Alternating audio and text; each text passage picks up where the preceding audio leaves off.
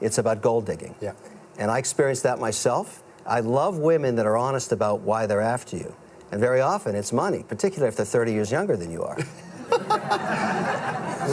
What do you mean they're not? Just saying, George, just saying.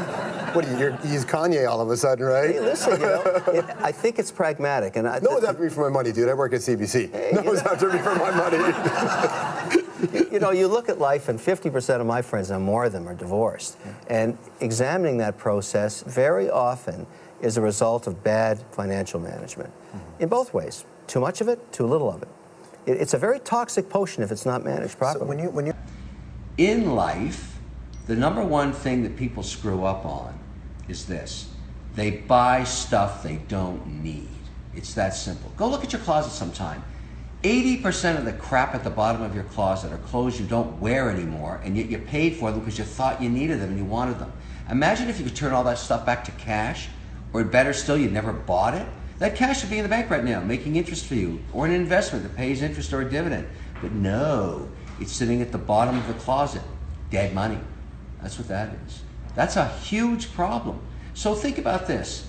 Let's say you actually owe $200 on your credit card, and you're passing a hot little coffee spot, and you're thinking about getting a cappuccino for $2.30. Don't do it. Pay off the $200 first. Don't spend money on stuff you can't afford. It costs 15 cents to make coffee. You're paying somebody $2.30. The rest of that could have been used to reduce your debt. That's the whole deal. Don't buy stuff you don't need. Make sure you go through every single month in a way that you respect money, that you somehow pay back. Here's an idea for you, something a little different. When you set out your holiday season, instead of using a credit card, I want you to try something completely different. I want you to take out from your account all the cash you're going to spend on gifts. In other words, make your list, decide who you're going to give to, and let's say you decide you're going to spend $1,000.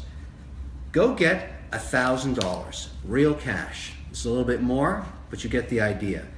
And you say to yourself, you put this in an envelope, this is what I'm going to spend. I'm not going to put any gift purchase on a credit card.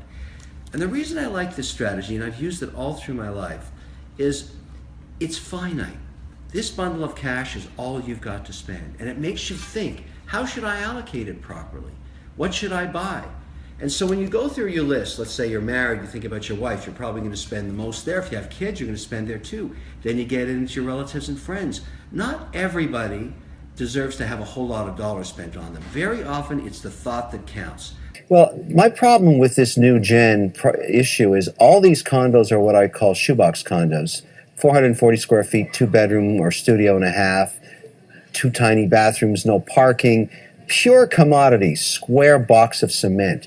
There is no value in it to me, anyways, as an investor, other than it's like every other shoebox condo. So why would you make an assumption that, to me, it's a depreciating asset? The building in 10 years is an old shoebox condo. Right. And so I think it's worth less. So why does nobody understand that? Why do these condos keep getting sold? And I'm looking at the signs because, I just moved back from the States a couple years ago, and I'm looking at them and they're saying they're 90% sold. Why are they still sold? Who's buying them? Because as I've learned with my own staff in many of these companies, at these, Gen X or Millennium kids, whatever you want to call them, is they don't want to own a car. So that makes a lot of sense. They want to walk to where they work. They want to be part of what's hip downtown in any city. Vancouver, Calgary, Montreal. Montreal condo scene has never been more buoyant than it is. Prices are as high as $1,000 a square foot. I was just looking at some metrics yesterday. And so I think the trend is your friend if you're a condo developer. I question the value long term because to me, a condo is just a piece of cement that gets old and crusty. Right. The bathtub's old and crusty and the sink is old and crusty. So why don't you just rent it and get a new uncrusty condo in 5 years? When rates rise is what you're saying. Well, when rates are rising, the value of your crusty condo is definitely going to go down. So I don't like that scenario. Right.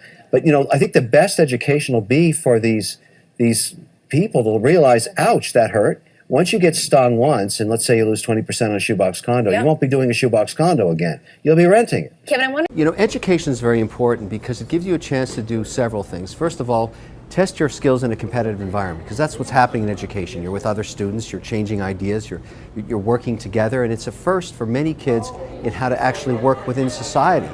And secondly, it's the contacts you make throughout your entire career, whether it's just high school, whether it's college, or you go on to postgraduate work, these are lifelong relationships. You may not remember what you studied, but you remember who you met.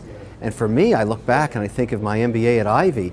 These are some of my most important contacts in business today. I can call them up, they'll always take my call, they know who I am, we know each other, who we are and what we do in different sectors. Education is very important, but I stress it's not a prerequisite for success. It's just part of the journey.